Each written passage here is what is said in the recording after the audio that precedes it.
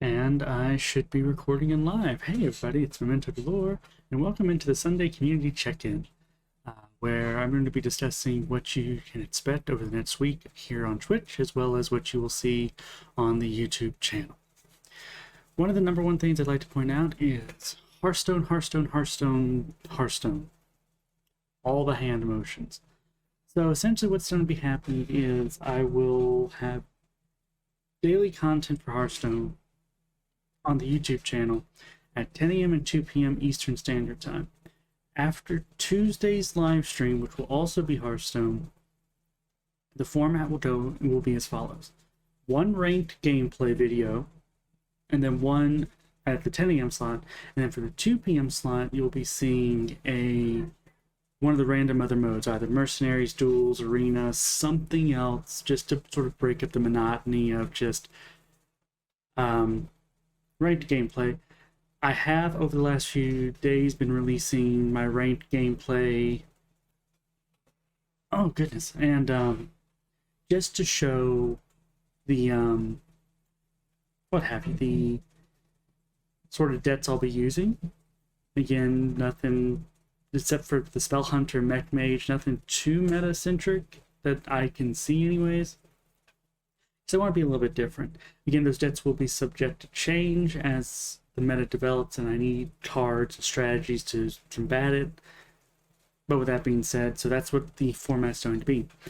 Monday, tomorrow, again, will still be Lord of the Rings Online. Still here on Twitch, 5:30 to 7:30 Eastern Standard Time.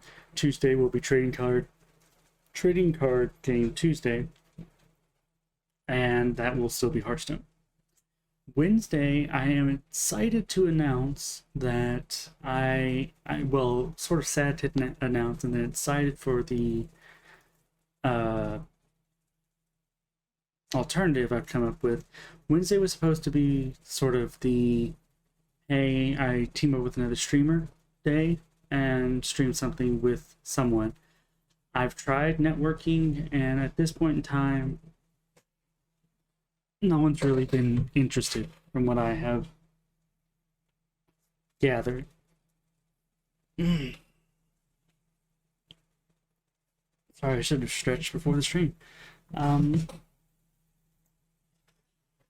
with that being said, I would still like to network and stream with other people. But right now, I just haven't found anyone that's interested. I know I am a new channel, so of course no one, I guess, wants to put the what should we call it? The wrist of time, I guess? I don't know. But what I am excited to announce in Wednesday's place will be the start of a new podcast where it will be called Tales from Atrium, which is the fantasy world that is in my head. And essentially the podcast will be centered and based around myself as Memento Galore at the end of the planet's life cycle. Whatever the disaster is going to be, it's over. All life is gone. It's been gone for a while, and it's going to be me, myself, and I talking about the history of the planet before the inevitable destruction. I do have a cat, by the way, here. Leo is sleeping. But that will be Wednesday slot for the time being moving forward. Thursday will still be Throwback Thursday. I do apologize for missing last week's Throwback Thursday. Had some family stuff, and then I just was exhausted. So I had no energy to come and live stream, and I didn't want, again, like I've said before, I have no desire to come on here with you all and give you less than 100%. If I feel it's just going to be a bad stream, I'm not going to be able to put in the effort. I'm just not going to do it. I will from now on, however,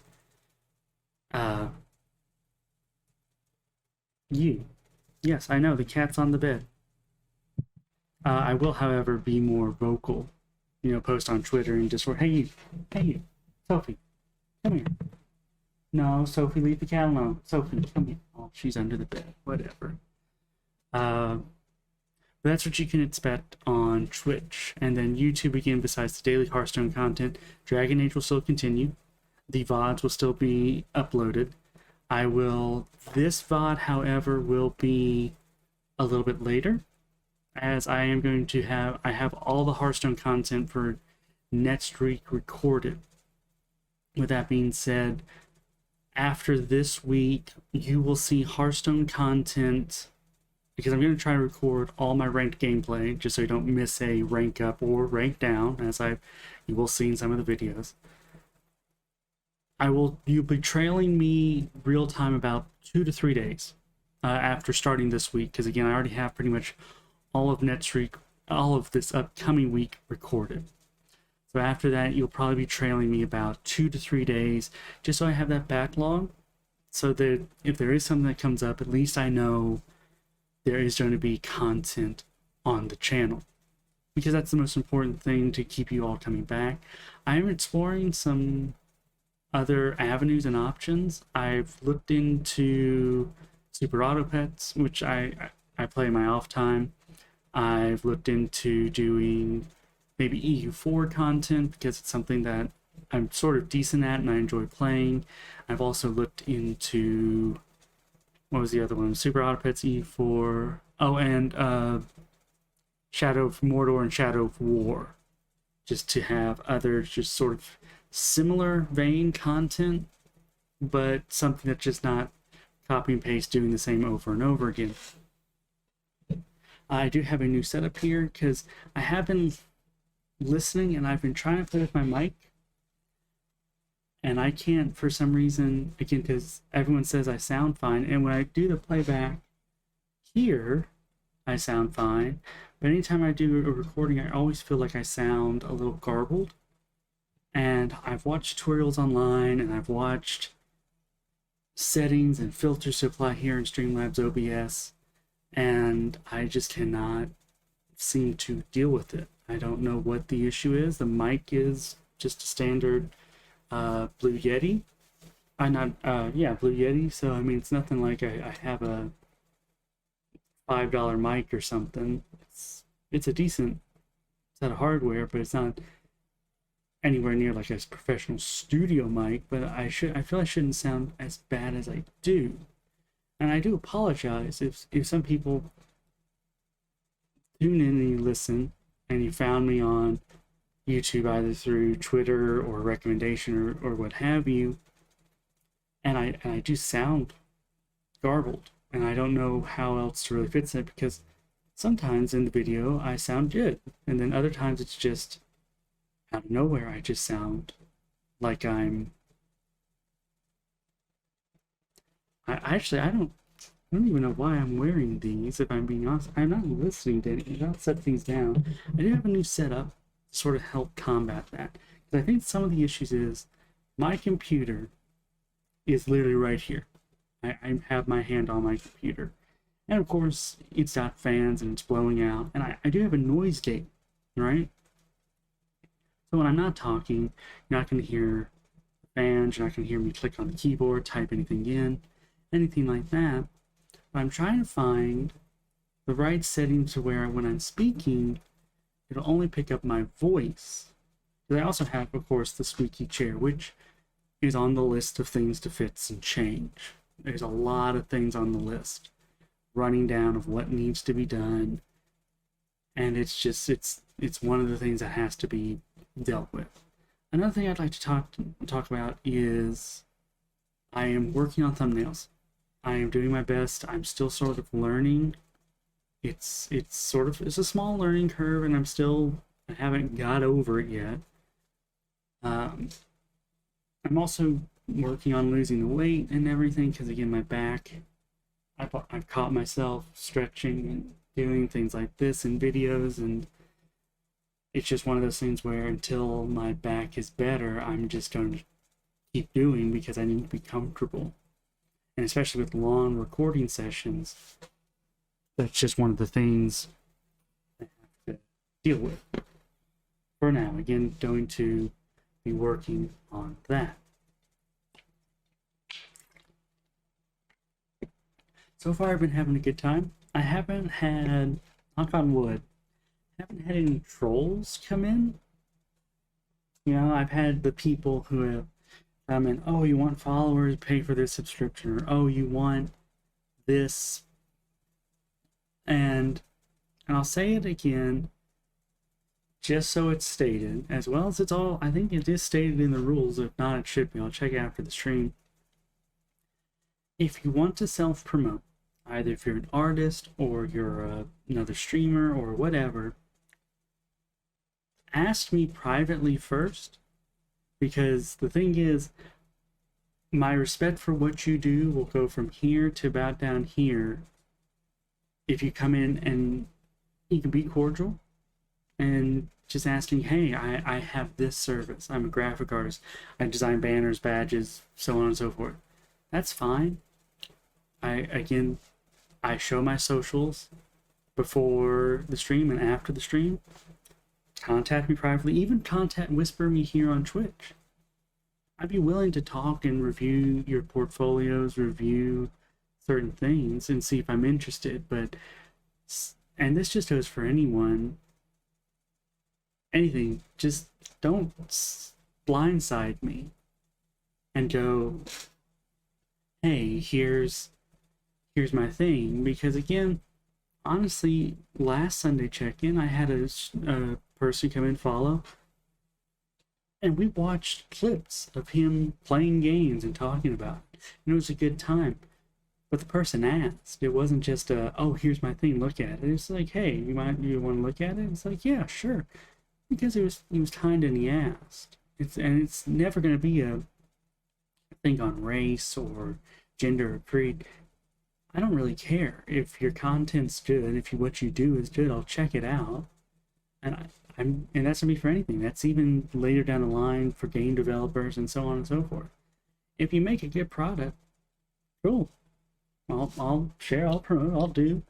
But if you're gonna make something that's trash, or you're gonna just try to blindside me with something, expect a less than hospitable response. Because I have already banned people in chat, even at the size I am with like 9 followers, which I know the spatial awareness, the Twitch affiliate hype bar needs to be upgraded, or I guess downgraded back to 9. Because I have had people come in and offer your services, and again, I'm not against that. Just do it privately first. Because again, catch me off guard here isn't the way to do it.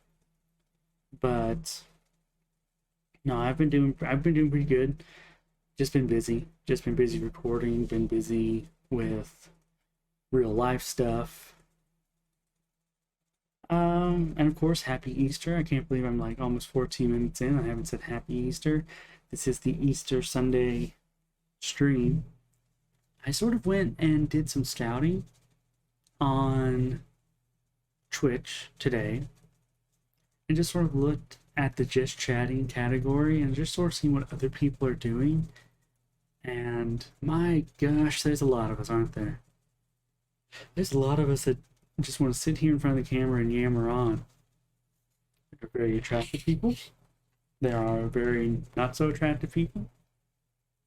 There are people with setups that make me go, you know what you're doing. And then there are the people who are like, what are you doing? I want to do the best that I can in this. But the problem is, I'm lacking that feedback. I'm lacking the people who watch tell me what I could change.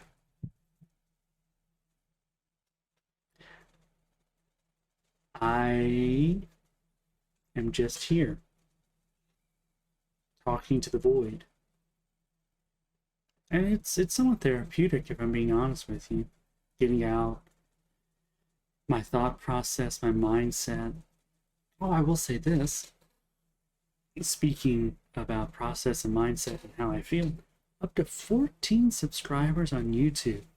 And to me, that's just amazing. Because I know I'm 2 of them. I have my personal account, and then another YouTube channel I'm running right now, the group called Subscribe. So that means there's 12 other people out there who have said, sure, I'll check it out. And I hope you all are enjoying the content, whoever you are.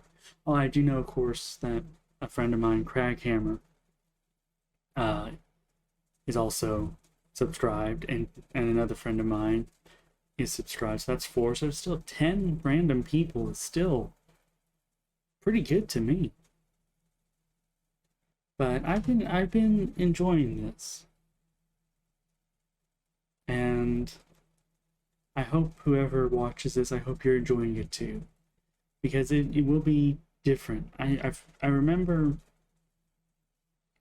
watching, sometimes because I'll go through and you get that nostalgia trip.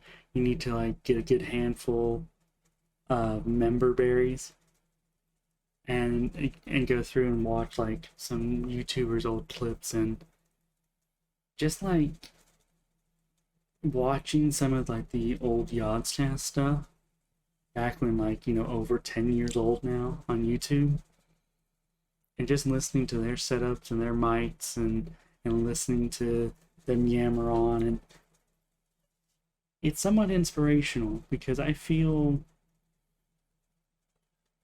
I mean, if they could do it, why can't I? If Ninja can do it, if PewDiePie, Markiplier, insert any size person from one sub slash follower up to hundreds of thousands of millions, and it's not always looks. Believe me, it's not. I don't think that. I think it's more if you're genuine and you find your people, your tribe, as Crowdhammer would put it. Because, yeah, do some people want to watch, what is it, Amarath in a bikini in a pool? You do you, man. If some people want to listen to, because like, what's his name? It starts with a P. He's got that long, he's a skinny guy, long, dark hair. Talk about modern day stuff. Cool. I mean, again, that's what I think is great about this platform, is that you can talk about anything, talk to anyone. But I was sort of discussing something with someone the other day, and I just feel like we're no longer human when we talk anymore. It's always, you're stupid, you're wrong, you're this, you're that. And that's just not right, is it? It's never really right.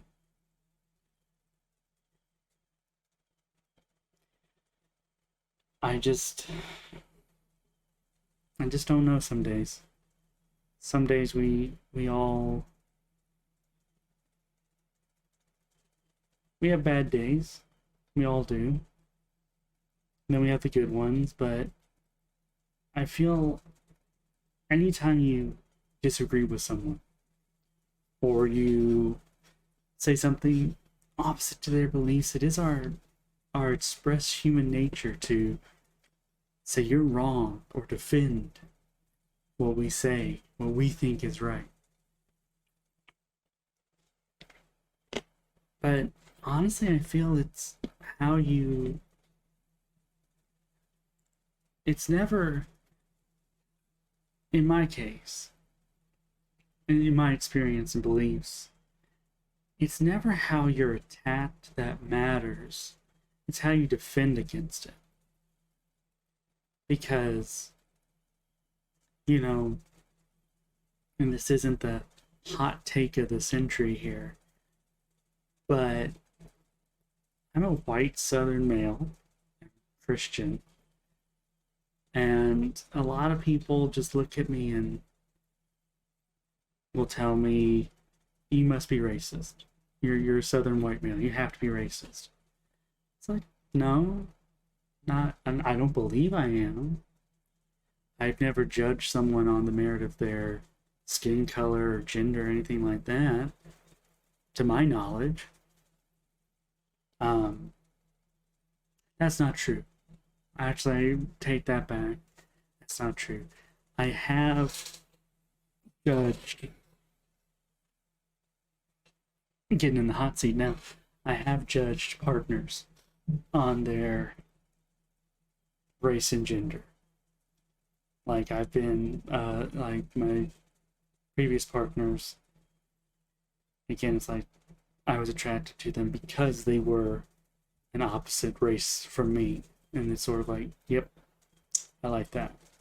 Um, I'm down with the swirl, so to speak. But it's just you like what you like. You're attracted to who you're attracted to.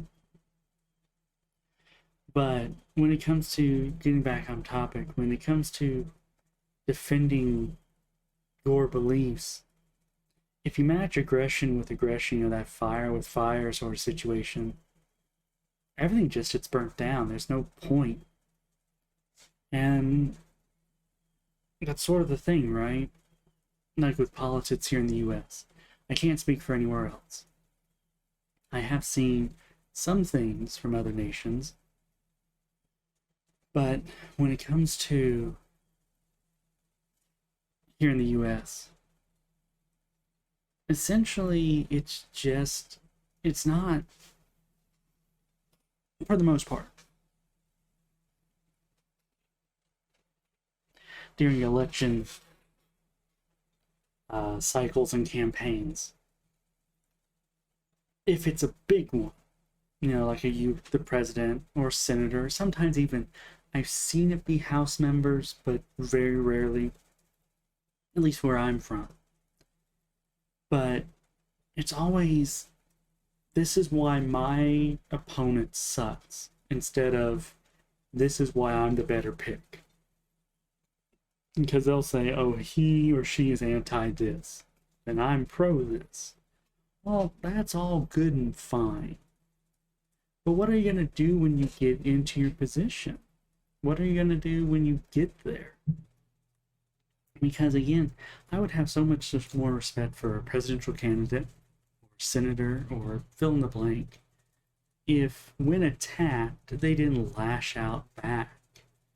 Again, I have friends that have different political views than I do, and we're friends. I can sit and talk with them and go, I don't think you're right. And they go, well, I don't think you're right. And then we play D&D, or we play board games, or we play video games, or what have you. I think a lot of Americans feel that way. That if we could all just talk to each other, not yell, not tweet or say you're stupid or you're a two or you're, if we could all just get along. I know that's, again, it's not really a hot take, it's just something that's been on my mind lately of we just need to get along. We just need to sit down and talk to each other as humans again. But I don't know. I'm one nerdy white guy on the internet. Besides being a Discord moderator, what can I do?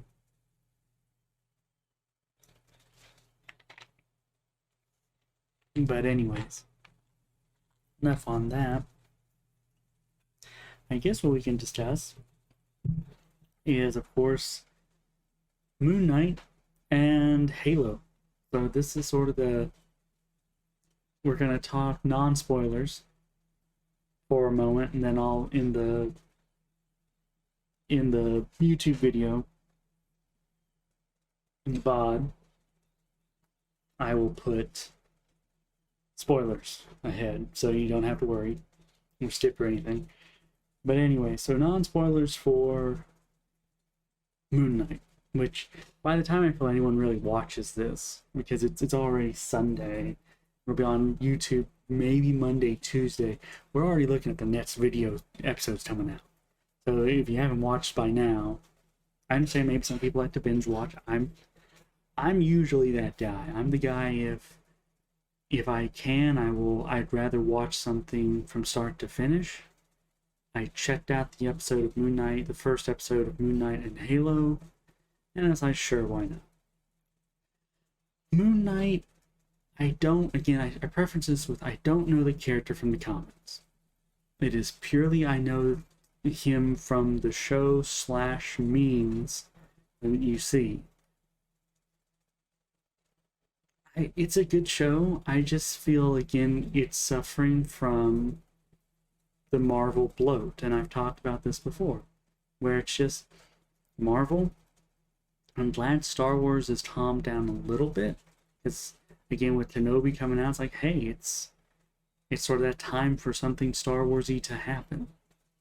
But Marvel is like, yeah, we've got WandaVision, Loki, Hawkeye, Falcon and the Winter Soldier, and now this. That's 5 Marvel shows that are all tied to the MCU.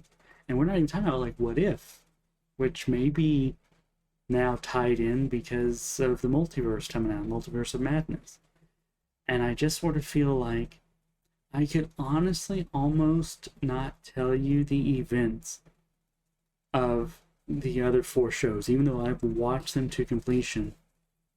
Just because it's like, yeah, it's just a lot of information. And I feel like we're going to approach that point rapidly where, oh, you didn't watch Hawkeye season 1? Well, I actually read an article. This might be a spoiler for you. They don't think they're going to do a season 2, which, if you want my honest opinion, none of the shows I've seen, except for maybe Moon Knight, just as it's a new character, none of the shows I've seen really warrant a season 2. With the exception of Loki, just because it's sort of like, oh, something weird happened at the end. You want to see how this resolves? And it's like, sort of. But if I didn't, cool. I really feel Marvel's having that after in-game problem of they did the story. We had the start, middle, and end of a saga of here's the stories, here's the villain, here's the universe. We had the big final battle, and now what? Good guys won. The evil big bad guy was defeated. And we've still yet to have a big bad guy set up. Again, everyone's sort of hinting at that Doctor Doom's going to be the next big one, as now the X-Men are going to start being introduced, as well as the Fantastic Four, I'm sure, at some point. But we just haven't had that underlying threat. Again, there for a while, there's a lot of in-credit scenes where it's like, oh, yep, Thanos is still out there. He's still sitting on that space chair, doing something, I guess. But it wasn't, we knew that threat was coming. And right now, we don't know. Oh, goodness, we don't know what threat is coming. Right now, it's sort of that aimless wandering, and now with this multiverse being opened up, I just feel like a lot of nonsense is gonna happen. You know? Just a lot of, oh, well, Captain America's not 90 years old here, so we can bring him back. Or, oh, Tony Stark didn't die in this universe, so we can bring him back. It's like, deaths are impactful in literature and any type of media, at least for me. I could be the minority here. And I own up to that. But for me, a death isn't impactful if you take into consideration it could just be undone. Now, again, at least right now, with both the actress as well as the character, but the actress having issues with Marvel, but the character, Black Widow's gone. Now, of course, the multiverse, they might bring her back, but there's no way to get Black Widow back. There's no way to get Tony Stark or to get Steve Rogers, Natasha, or Gamora. I mean, those people are gone. And at a certain point, you have to look at it and go, just like with anything in literature, sometimes the story ends. Sometimes the character rides off into the sunset. Sometimes they're buried in the ground. And that's how it happens. And the sooner you accept it, the sooner I feel as a writer or a developer or whoever you are, or just like you and me, an enjoyer of the media. Sometimes you read the last page of the book and that's the end. There is no sequel. There is no watch out for episode 2 or episode 400 or episode whatever. Sometimes it ends. And it's that bittersweet feeling, that taste of just, it's over. But I feel Marvel is having that more Disney, I feel, than Marvel. It's just, it's never over. It's never ending. And the problem is sometimes it needs to. For me, take Star Wars for example. If you took the first 6 movies for me, the prequels, though they have their diehard fan base and the people who say they suck, you go from Anakin being little Annie on Tatooine to being burnt on Endor. That was a story. That was a man's life who greatly affected the world around him. From being a slave as a child to dealing with a lot of stressors and distress. There was some eustress in there as well, but the distress, not being able to, because if you take the real story of Anakin and how he became Darth Vader and watch the steps that happened, because it wasn't just like, oh, I'm evil because I'm evil. He had a lot of inner demons. I mean, he could just not even be, take the born from the Force out of it. Young child, didn't have a father because mom was impregnated by the Force, which, okay, cool. Slave on a desolate planet, gets rescued, and I use quotation marks because rescued, taken away from his mother, and which I can understand. I've seen some theories like, well, his mom shouldn't have let him take him. And what? Fight him? I mean, granted, they were Jedi, and of course it was a story, but some people say, well, she shouldn't have let him take it. Well, what? He's going to live on Tatooine as a slave for his entire lifespan? Why? But anyways, fast forward to Attack of the Clones. Because, again, you sort of have to. Now, I know this, but I'm sure there's some, legends and Disney canon stuff out there that show pre-Attack of the Clones. Just showing on the movies. You see Anakin has grown up. He's confident. He's must be doing well in his training. He's arrogant. And you can imagine, can't you, as being Anakin Skywalker, told from a young age, you're this magical chosen one. You're going to bring balance to the Force. Which, if you step back, and we'll get to this in a second, he sort of did, movie-wise. Again, we're not talking about TV shows, books, comics, just the movies. Episodes 1 through 6 here. Oh, goodness. I've got this one spot in my back. There we go. Oh. But anyways, So take the arrogance of Anakin, in episode 2, not season 2, episode 2, Attack of the Clones, is, I feel, warranted. I mean, he was told, what we saw in episode 1, he might be the chosen one, oh my gosh. And I'm sure he was told this throughout his training at some point. And I'm even sure, I think even Qui-Gon mentioned to him that he might be this chosen one. So growing up, you were a slave, and now you're just this bit special person.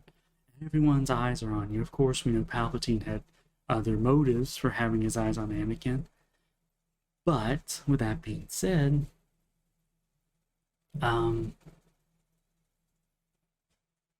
he meets Padme. He's someone he had emotions for. And emotions, I don't believe in the whole Jedi of just, cut off emotions. You can't make attachments because, that whole fear of loss leads to anger, rage, pain, dark side, whatever. Bushti. Again, sometimes having the reason to fight is all you need to fight, to do your job. It's because you have that end goal. You have the person to go home to. You have... But anyways, shit hits the fan. Episode 2, sort of, everything kicks off. Clone Wars start. He's thrusted into this position with Padme, where he's dealing with a lot of issues. He told his mom, hey, in episode 1, I'm gonna come back for you. And when he does, it's not just a simple, oh, she's dead. No, he gets there and then spends, I'm sure there's somewhere in the commentary, or it's been listed somewhere, and at least a day, if not 2, looking for her. Oh, she was traded here, she was sold there, she was this. It was a chain of command, essentially a chain of ownership. If you really take in the scene of him going across Tatooine to finally find her with the Tusken Raiders. And Anakin, she dies in his arms. Again, spoilers if you haven't seen episode 2, which is probably 20 years old now. But anyways, and then he has a moment of rage, which is understandable. What he did wasn't right. Killing people isn't. I'm angry, but he did. And I think it sort of cements his relationship with Padme when he has that outburst back at Lars's place with her and says, I didn't just kill the men, that famous line, I killed the women and the children too. It was at that moment, because he couldn't have told Obi-Wan, or he couldn't have told Yoda or anyone else. He looked at Padme and saw someone he could be emotionally vulnerable to. And in that moment of grief and anger, he shouts that at her, and she has that what kind of look. But I understand that it's supposed to be written in that they are supposed to be together, because of course episodes 4, 5, and 6 happened before, so we have to have Darth Vader fall in love with someone. Anakin not Darth Vader, but Anakin fall in love with someone. So it was sort of a little shoehorned, but minus the chemistry on camera, which I didn't think was bad. They weren't like, oh my gosh, yeah, I could see them married in real life kind of stuff. But it's like, okay, yeah, they're 2 young adults in love. Got it, cool. Anyways, they go, story, plot, rails happen, and they go to Geonosis. That eventually happens. Eventually, Obi-Wan, through tracking Jango, Anakin, and all of them, they go save him. The kiss. they're about to die in their minds. They're about to die. No one's coming to save them. It's Obi-Wan, Anakin, and Padme each have a pillar, which I understand for the movie. But having 3 pillars for 3 people, like, couldn't have had like just that one unoccupied one, or have like 2 tied to one. Because how often is it just Geonosian law? You just kill 3 people at a time. Is that sort of the deal? Anyways, that aside, the kiss as they're going out, it's like, hey, we're gonna die.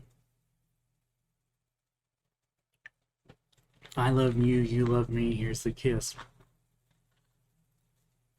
To really feel that moment, to understand that the last thing they were going to do together was show their true feelings.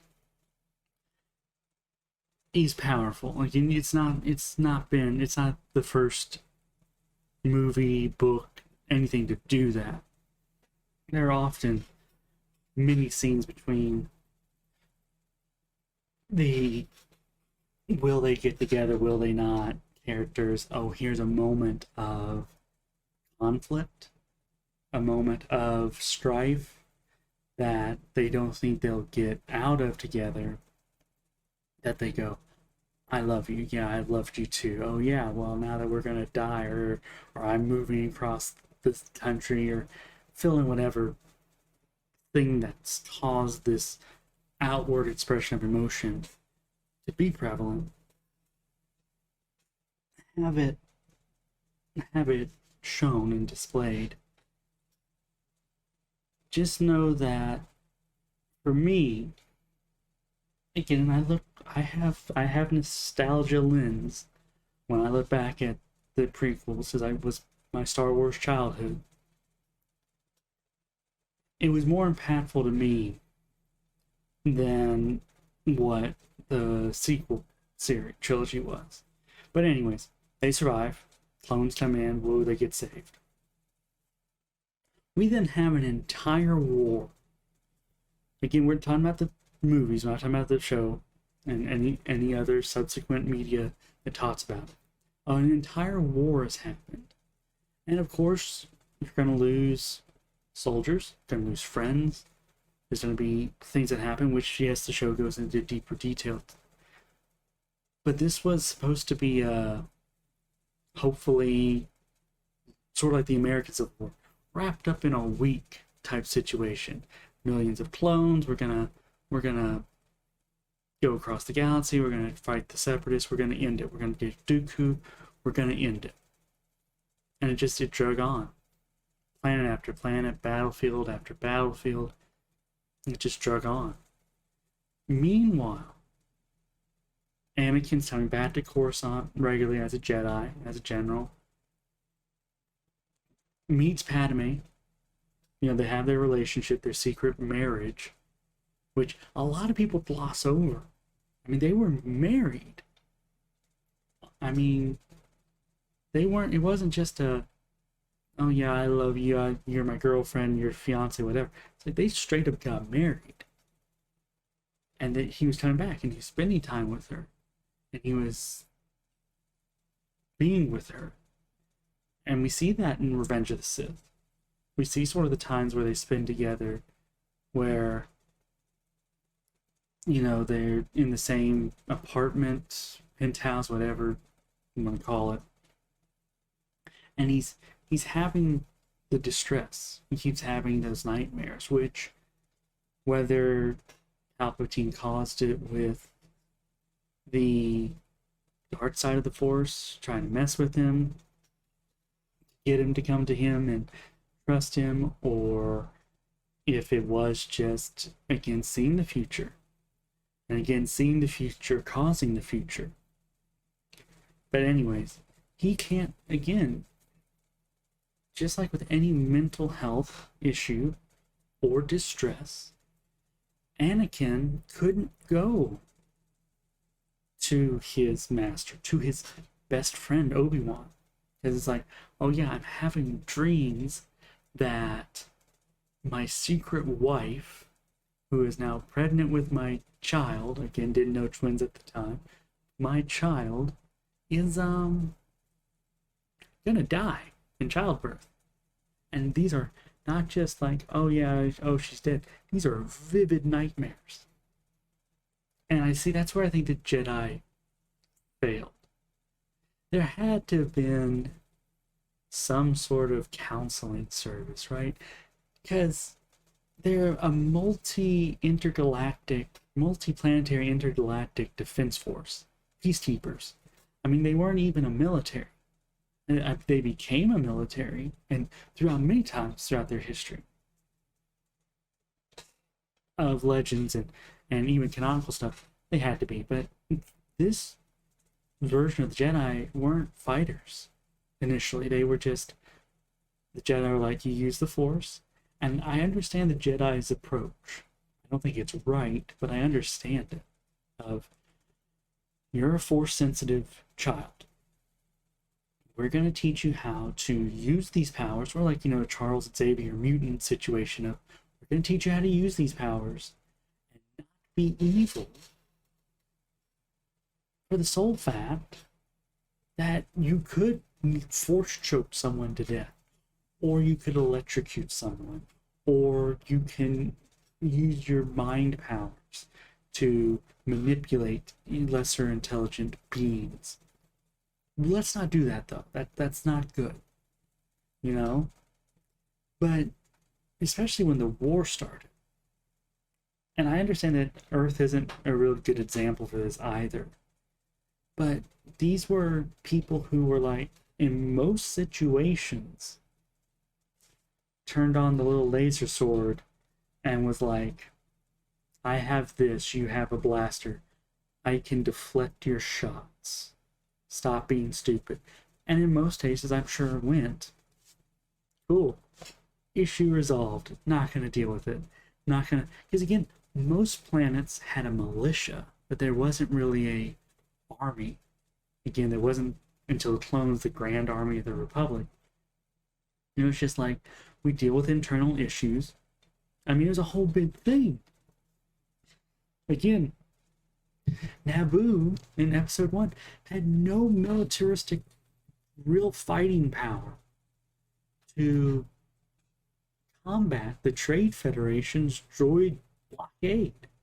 And like, we have some fighters, but they didn't have like Star Destroyers, they didn't have capital ships. They just didn't. It was like, yeah, they're blockading us. We have to go to the Senate. We have to do the government side of, oh my gosh, we can't fight this. And again, as we see in episode 1, 2 Jedi were sent as peacekeepers to try to negotiate on behalf of the Senate of just, hey, let's end this.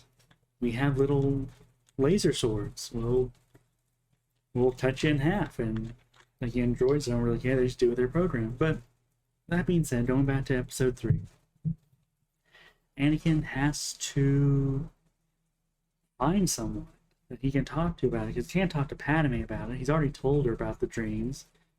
But again, she's like, yeah, no, they're just dreams. Calm down. You're probably just stressed. I'm sure from the war, again, outside of what we saw in the Clone Wars series, just any war, the psyche of a person that goes to war is always warped. So again, there's no counseling service through the Jedi. So he's assigned through some manipulation on Palpatine's part, as well as the Jedi, to Palpatine as his sort of liaison, right? And he opens up to him because Palpatine, which sort of reinforces, I believe, Palpatine was giving him the dreams, or at least sending him some bad juju, and opens up, and Palpatine's like, yeah, sort of half admits that he's a Sith Lord, or at least Force sensitive in some way, and he's like, I can help you save her. And it's sort of that moment where Vader was born there. It wasn't in the, to me anyways, it wasn't in the office where Palpatine looks at him and goes, from henceforth you'll be known as Lord Vader. No, it was the moment in the Opera House. Anakin chose at that moment, and you can't convince me otherwise, that I need to learn from him. I need this secret, right? And yeah, he goes and he does, again, what he is trained to do. He goes and reports to the Jedi Council. He goes and says, "Hey, Mace, yeah, he's the Sith Lord. He's pretty much told me he is, because he's conflicted, right?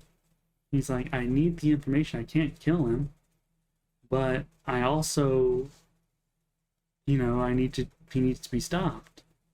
And we get the whole scene where he then becomes Lord Vader, and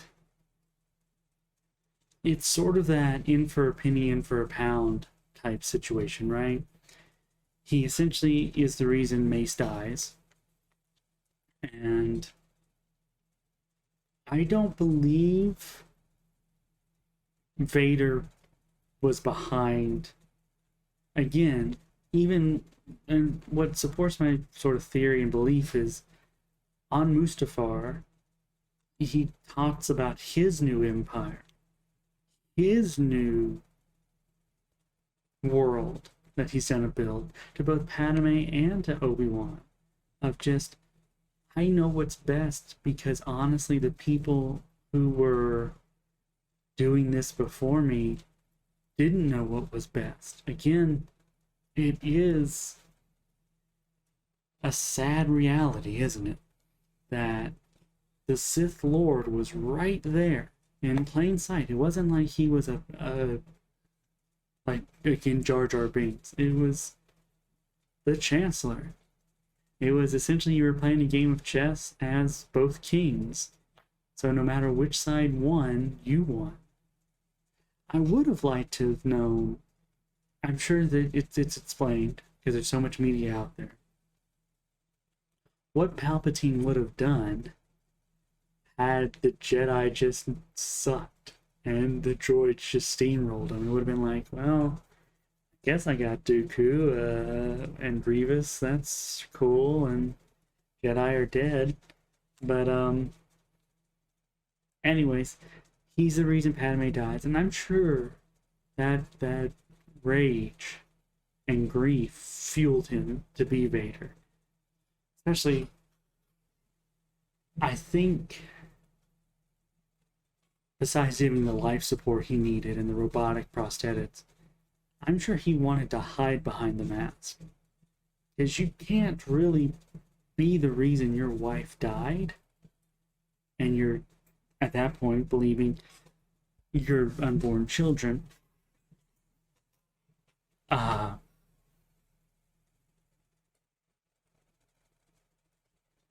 excuse me, your unborn children, and not have some pain. I am a little curious, though, because how did Palpatine know what happened? Because Obi-Wan takes Padme with him, right? And he says that line to Vader once he's made of, Vader asks Palpatine, "Where is Padme?" And Palpatine says, "Well, it seems in your rage you killed her." How does Palpatine even know that Anakin assaulted her? I mean, he shows up later to save Anakin and reconstruct Vader. So, if I was Palpatine, I would have made sure Homegirl was dead before making such a claim. Because it would have been so amazing had Palpatine and had Padme survived and been like, she led the rebellion. and she was the start of it. She was that sort of fighting force for a long time until Mon Mothma and Bail Organa stepped up in the whole 9 yards. Essentially, I'm going to skip through 4, 5, and 6 and just really get to the end of Vader. Again, seeing Luke, it's hard, right? Because again, Luke's 18. So again, the Empire's like going on 18 years old at this point. Or maybe, I don't know, maybe Luke's a little bit older. I don't know the age of Luke in A New Hope or Return of the Jedi. But again, the Empire's been going for at least 15 to 20 years. Well, at least 18 to 20 years. So Vader's been Vader that time frame. Again, going from mid-20s to mid-40s of just, this is me. And you sort of see in the conversations of, it's not forceful, like with Padme and Obi-Wan, but you see that sort of, we can defeat the Emperor, son, and we can rule this galaxy. We can make it better. It's not the whole Hayden Christensen, Anakin yelling at Obi-Wan and Padme, but it's like, hey, we're here. It's me and you, son. We can do this. We just have to off this one guy, and it can be us. And it's never really, because again, Vader could have killed Luke easily on Bespin in Episode 5. Easily. Luke was almost, quite figuratively, used his hand, but he was disarmed. Could have literally picked him up with the Force or cut his head off, and it's like, no, you're my son. I love you as my son, but I am Vader. I've been Vader for so long. How do I become Anakin again? And it's reflected in Return of the Jedi, where you sort of see this.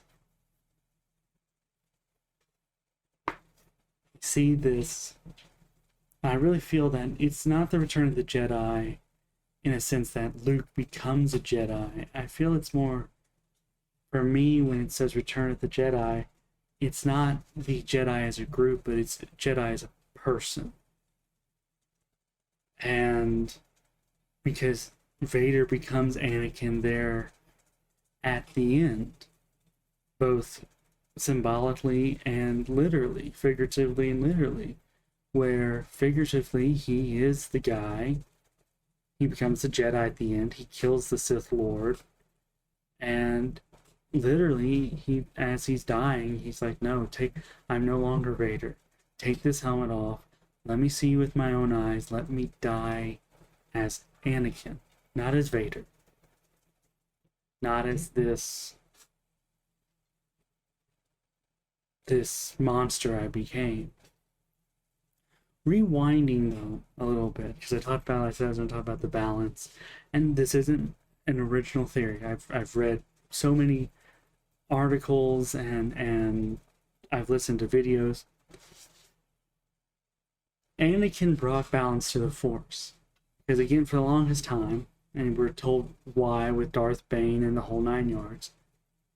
But anyways, balance means equal. Well, for the longest time, the Sith were two, right? It was the Master and the Apprentice, just because too many Sith spoil the Galactic Empire, essentially. So Anakin brought balance. He helped hunt down the Jedi, along with Sidious, and they killed the Jedi. So there was two. There was the Master, Yoda, and even though he was a Master as well, Obi-Wan was still learning some stuff. And at the end of Revenge of the Sith, Yoda's like, hey, yeah, I can teach you how to talk to your dead master. So you want to learn? It's like, yeah.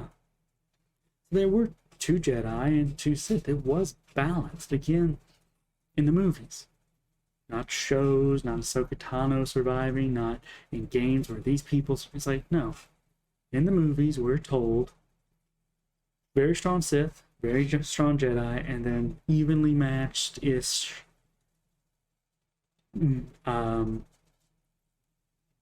master and uh, apprentice, adversaries of Obi-Wan and Anakin, well, Vader. And I liked it that way. I mean, of course, Sidious had a great plan, but it wasn't foolproof. Again, that's why I'm glad they sort of addressed it in episode 3 of, hey, no, yeah, don't come back to the temple, hide if you have survived. But we're sort of told that, and I sort of want to know what the whole plan was. Like, Yoda went and hid on Dagobah. I understand you're sad, dude, but the Empire's just, what, you're gonna wait for Sidious to die? And then what? I mean, Sidious had contingency plans. Again, he'd been playing this game of intergalactic chess his entire life. So, of course, he had contingency plans. But I think a death is impactful. Again, this is the whole sort of arc of this. A death is impactful because it stayed. And for most of Star Wars, the deaths stayed. Force Ghosts are sort of that like cheat code of like, yeah, I died, but I'm still here to help, but I can't like possess your body or possess a living thing or go fight Vader on my own. This is your challenge now. Sort of like a posthumous letter or training video or book or something. It's like, no, I'm dead, but I'm still going to be here to help you somehow, some way. Star Wars needs to stay that way. I know in episode 9 there's the whole giving the life force and bringing back to life nonsense. And that's stupid. Again, I feel we have this thing in media anymore where it's like, that person's not dead. We're gonna make you think they're dead, but then we're gonna bring it back. It's like, no. Dead used to mean dead, and that's why it used to be so impactful. But now, anyone dies, it's just like, oh, well, now we go get the magic talisman of plot armor, and we bring him back to life. Ha ha ha ha ha. Or, oh no, we have these magical abilities called approval ratings. And this character is really, really light, so we really can't kill him off. So either it's a psych, or it's a, oh, no. And again, one of my favorite media is Lord of the Rings. And Gandalf was different. Gandalf was a Maiar spirit, wasn't human. That's different. Boromir straight up died. There was no, oh yeah, no, he came back because dead, died, got shot like enough times. Homeboy died. Cool. Denethor died. You know? And even in The Hobbit, it's like Thorin Oakenshield died. There was no magic dwarven remedy or it's like, no. He died. He's buried. Dane's now king. Cool? Cool. You know? The other dwarves that died in the journey. It's like they were impactful. Even though the Hobbit trilogy was what it was like, no, these people, these dwarves died. And we can't change that. It was impactful because it was real. You know, the whole, from The Hobbit, why does it hurt? Because it was real. It's like watching Thorin die in The Hobbit was sad because you knew it was over. The character wasn't coming back. And even if you never read, and I'm sorry if I spoiled it for you, but if you never read Lord of the Rings or watched the movies, watching Gandalf fall to his death after the Balrog of Morgoth that was impactful the first time I saw it. In the theaters when I was like 6 or 5 or whenever, how old I was. I think I was 6. When the first one came out, watching Gandalf die, because again, straight up looked at this big fire winged horned demon guy, said, yeah, I listed off, sort of like Game of Thrones style, listed off all my titles of I'm the wielder, the flame of Arnor, servant of the secret fire, all this nonsense. You're not getting past me. And the demon went, I am. Essentially, he sort of roared at him, and he went, okay, fine. The you shall not pass, bridge breaks, demon falls down. Which, you must admit, dwarven engineering was amazing if that bridge was gonna actually support the demon. Because you could see in the movie, and maybe, it's been so long since I read the book, but that whole, you saw the bridge sort of creak a little bit when that demon stepped on it, because it was a thin little piece of stone over its expanse in the movie. So it's like, yeah, that's you big boy, that's a little bridge. And I like that. It's sort of like that Indiana Jones shooting the swordsman type move of, we're both Maiar spirits. I could fight you, or I can use what tools I have and just say no. And go, boom. But with that being said, it was so impactful to watch him die, because he does die and just gets sent back, because it's sort of explained in the Two Towers, and well, more in the Two Towers, that's really all where it's discussed about his death in the movies, of he fought it, because it wasn't that the Balrog died, and I'm sure Gandalf knew that the fall wasn't going to kill him. And they fought until Gandalf killed him, and he died of, I guess, exhaustion or wounds we really didn't see, because he didn't really look injured. If you look at him when he rolls over in the snow, it's not like a big pooling blood stain under his cloak or what have you. He just looked like he just straight up died from either wound we didn't see or just exhaustion, because he said they fought for days. So again, maybe he just used up all of his energy and just straight up like needed to recharge, essentially. But he chose to go fight it because he knew if he didn't deal with it then, it was going to be something that he'd probably going to have to deal with later.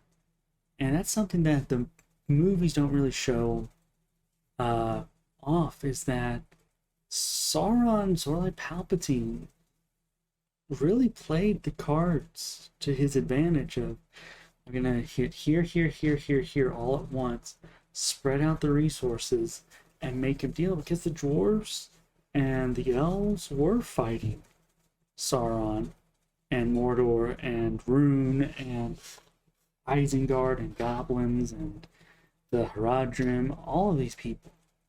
They weren't just dealing, the humans weren't dealing with it, it was everyone was, because it was all across Middle-earth. Against Sauron was making the play. And he had done so. He built up to this moment. It was like his shining day. He was getting that stamp, his little gold star from Melkor, Morgoth, over being locked up in Valinor. Being like, yep, Lieutenant, you're doing it. Go get him. Go get him, son. Sort of situation. Because it was like, that was his play. He had to do it.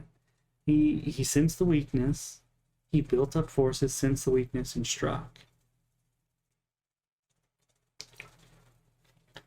But I will say this, and this is my hot take, because I know that the books and the movie differ on this. I like the Eye of Sauron. I know I grew up with it, so I'm a little biased from the movie. but I like the Eye of Sauron. That whole sort of physical manifestation of I'm searching for the ring. And that's one of the things I'd say Peter Jackson, that the artistic liberty he took with that, I actually approve of. I don't really see the wrongness of it, because again, I know by the time the third book takes place in the books, and even sort of hinted at in the movies, Sauron does have a physical form by the time, even he still uses the eye. But again, Sauron is a very powerful Maiar spirit. If he wants to have a big flaming eye that he can look across Middle Earth with, by all means, have the big flaming eye. It doesn't change much. It's not like it burns people. It's not like, oh yeah, I see you burn, oh zap. It's like, no, I see you. I mean, not to make a pun there of the whole line of I see you, but that was his thing. He was searching for the ring, and having that big lidless eye searching constantly is amazing. It would have been amazing. I understand, and I don't know what it pierces, but Gollum underground, but it would be amazing if like he was standing the misty mountains and could see through the rock of the mountains, and like Gollum was just sort of sitting there playing with him. It's like Sauron be like, dude, that's my stuff. Of course, the books and movies would have been so different had been sent out the Nazgul to go get him at that point. But anyways, let me loop back to what I was talking to way before this tangent even started. I also watched Halo, the next episode of Halo. And again, no spoilers here, but I feel, and this isn't a hot take, because I've seen people talk about it as well, I feel if you've never played the games and you watch the show, you'd enjoy it. It's a good show. It's just not Halo. You could have honestly changed the names, some of the weaponry, because there are iconic weapons displayed throughout the show. And again, change the alien species, the name, just changed a few things, and would have had an amazing show. Sort of like The Expanse. It's like, it's a well, I wouldn't say amazing show. It's a good show. But again, it's not like, oh, this is this. It's like, no. Halo the show is going down a line that sort of, I feel, robs the games. Robs sort of the... And it's not even Master Chief taking off his helmet and us seeing his face. I don't like the reasoning they gave for it, but it's like, whatever, it happened. Sort of like with The Mandalorian. I know I've talked about that before. But episode 4, I think they're going for what they really are with the whole taking off the helmet. And that is, he is human. He is not this faceless killing machine. He is a human. Underneath that thick armor that we all jump around in and take needlers and energy swords and what have you to the face and we fight, it's not that person. He is a human. He's not the weapon that Halsey made him to be, that war made him become. He is still deep down human. I don't know. And see, here's the thing. I always like people who will complain and say, hey, this sucked. Well, how would you have done it? See, I'm the guy of, I don't know how I would have shown Master Chief's humanity. I don't really know. Again, we had a series of games. Well, more in game 2, we started seeing the more humanist side of the bond with Cortana and everything that developed over the games. But this first episodes of season 1, the bonding with the young girl. Okay, but I'm sort of like, the Master Chief I met in the first Halo just didn't really feel like he had gone through what Master Chief has gone through in the show so far. I don't know if they re-implement some of his enhancements or his what they do. But with that being said, it's just not the Master Chief I know. And I know that they've said, the producers, writers, and everything have said, this wasn't supposed to be.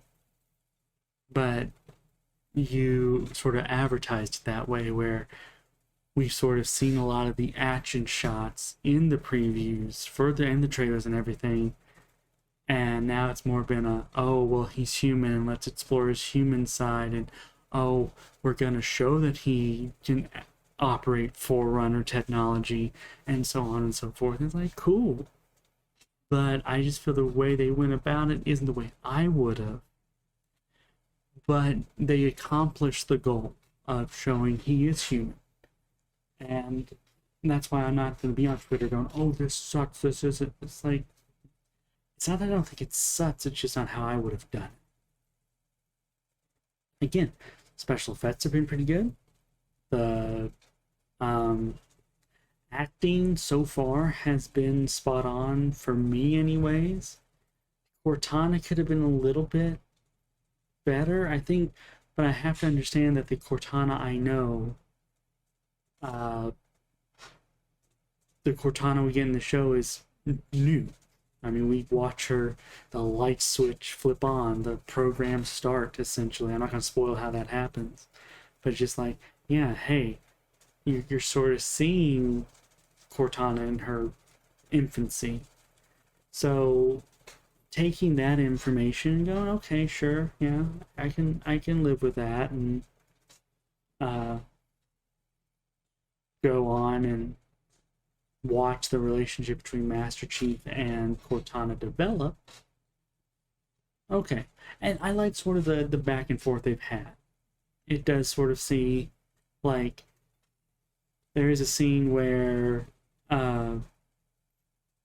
Master Chief is going to meet Cortana for the first time, and he's like, I really don't want to. It's sort of like that your mom's friend has brought over their child, and your mom's like, do you want to play with my friend's child? And it's like, I really don't want to, please don't make me.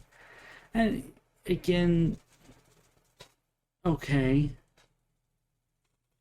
or even want to take it from another angle, more sort of relevant to Master Chief, of stubborn man, I've done this stuff this way, I want to keep doing this way. And the woman or the mom or whoever, the authoritative force does, you can't keep doing it this way, we have to do this. And he's sort of like, but I don't want to.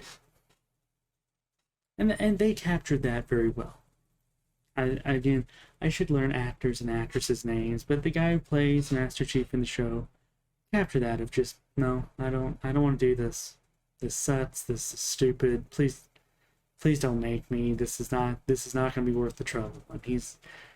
And Halsey's is like, yeah, no, we're going to do this because I want to, but also it was sort of the compromise I made to get you back out there.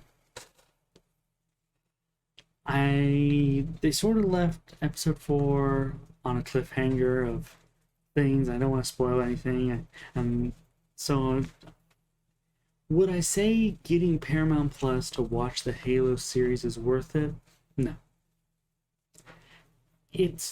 I would say if you want to, I would wait till it was over, get Paramount Plus for like a month, binge watch it, but to go like, oh, I have to see Halo each week, it'd been out for like 4 days. Same with like Moon Knight. I watched them both yesterday. They've been out for like 3-4 days. And I finally go, okay, yeah, I'll watch it, I guess. You know, it wasn't like, oh, I need to know what happens. It's like, no, not really. I'm just gonna watch it on my own time. And I did. And it's like, oh, okay. Story developed. People died, people lived, people whatever. Cool. I'm sort of interested to see how Moon Knight progresses after what happened in the last episode, but again, I sort of go, cool story, bro. It's what it is. But I'm excited. I'm excited for the podcast. So again, I'll sort of finish this last 40 minutes going more in depth about Atrium, which is the planet, sort of like Arda is the planet in Lord of the Rings, but Atrium is the planet. You're gonna really hear, because I have 24 continents on this planet. Okay. Some are at this point not even named. I just sort of have the land masses and sort of like they're connected to this one not by actual physical land bridges or anything, but just like story wise. Person A at this time goes here and meets person B, and or whatever, what have you. You're gonna really hear from two main. Memento Dolor, myself, will tell you stories from two main continents to begin with, and that is the continent of Monlin, which is where, sort of like, again, Arda, think from Lord of the Rings, Monlin's like my Middle Earth. Like, this is where a lot of the story is going to take place. At least in the beginning. There's another one that you'll hear from as well, which is Ryathi, which is so Monlin is sort of, think of Game of Thrones, Lord of the Rings, some developed, some not developed areas, sword, shields, medieval magic-esque stuff. Ryathi, throughout the entirety of its existence, remains wild. Sort of think of Kashyyyk in Star Wars, think of, rainforest, jungle. There's cities and there are plains and mountains, there are different biomes, but just think of that. It's never really developed. It is there's still dinosaurs, there's still mythical beasts running around. There's a lot of untapped potential in Ryathi. There is another continent called Tinlin, which is sort of Monlin's sister continent, which actually was one of my unused ones, but I'm allowing Craghammer to sort of use it for a D&D campaign that he's running, and so that's what's going on. I will bring him in and he can share stories of Tinlin. You're going to hear the entire history of my world. It will be the podcast from episode 1 to episode whatever will be hour-long segments of me sitting down here on Twitch, because I will live stream the episodes, but I'll upload them on, I'll find a hosting website and upload them on Apple Podcast and Spotify and all that. And you'll hear. Going from how it all starts to eventually what ends it. And I will tell you this, there are 3 beings at the end. There is Memento Dolor, the meta man, the me, telling the story.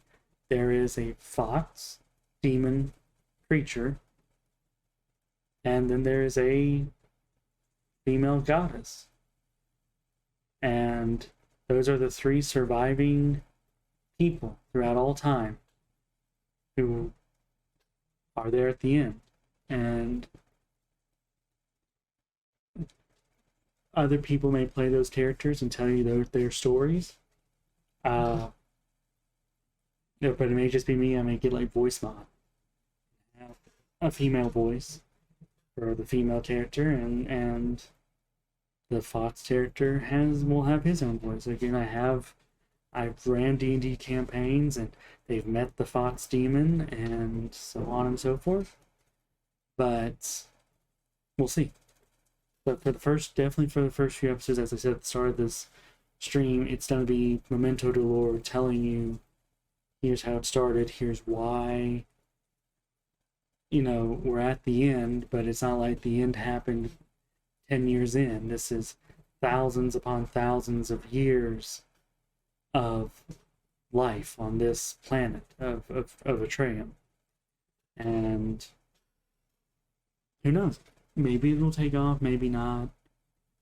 I've wanted to get my story out for a long time, and if this is how I get it out, of Monlin, and because again, when I was young, I developed Monlin at the age of 4. Now again, it wasn't like I had 4, I had all the interesting story arcs and characters and everything developed, but it was sort of my safe space. It was my imaginary world, and because I was influenced by like Lord of the Rings and all the fantasy fiction stuff from my youth, it was, oh yeah, I'm gonna make my imaginary world sort of Lord of the Rings-esque. And my religion, Christianity, did shape a lot of my youth, so there are Christian and godly forces, as well as, because I'm a Greco-Roman fan, there are gonna be gods and goddesses and names you'll know.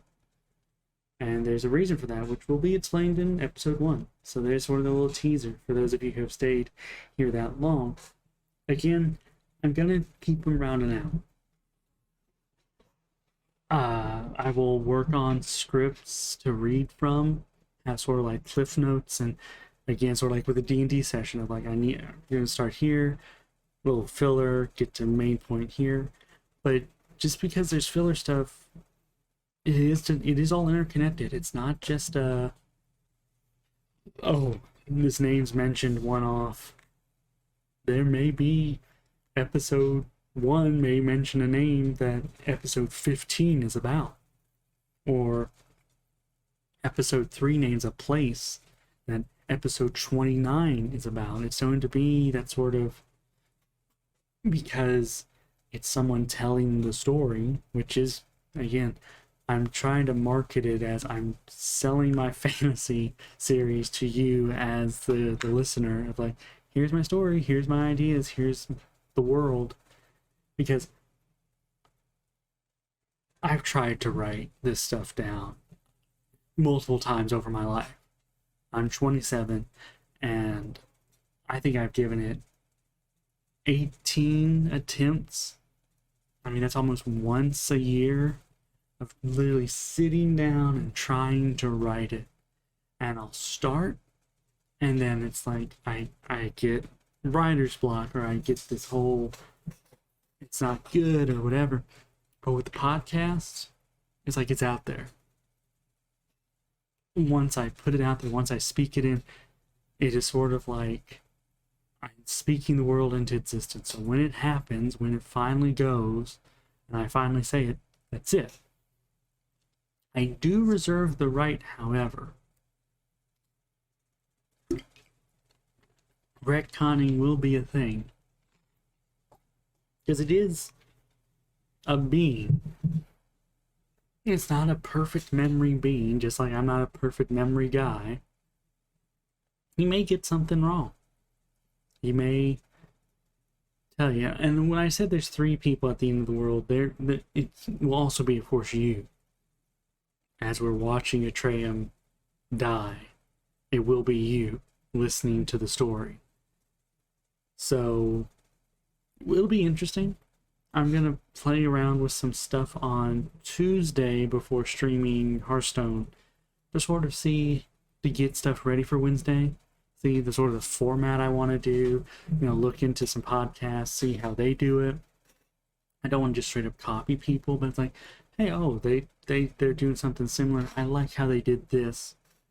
Because to be honest, in this day and age, it's hard to be original. Even if you think you are, someone can say, I was talking with mom the other day, where I could name something, whatever. And I'm sure people, even my name, like if you Google Memento Dolor, there's a song called Memento Dolor. I think there's and maybe even a band called Memento Dolor. Again, it's literally Latin for remember the pain. It's not like a rocket scientist, it's not something, a newly discovered language, or I just ran my keys across the keyboard and boop, there's the username. It's like, no, it's a Latin phrase. So, or it's as simple as probably like K4 Latin of remember the pain. I'm sure there's verbiage and certain different wordings for different tenses and things like that. Languages are hard. I'm just coming from the English speaker. Languages are just hard. English is messed up, so we didn't even really form from Latin. We were flipping Germanic, and even German can be out there. But I'm actually going to wrap this up here, just because I'm starting to hit a wall. I feel myself getting tired. But hey, thank you for anyone who came in and lurked. Because again, I did have the chat box would have shown up on the side if anyone came in and talked. Again, that's what these are. I don't mind sitting here and rambling on about nonsense for an hour and a half, 2 hours. But this is where, as the community develops, this is the day where I will come in, try to interact with chat as much as I can, and just talk with y'all. But anyways, I have been Memento Dolor. If you watch this VOD back on YouTube, thank you for watching there. And this again will be every Sunday. Usually shoot from 5:30 to 7:30. Again, it's about 7:05, and this one go ahead and end it up here just as I've gotten through everything I wanted to get through today. So I will see you all tomorrow.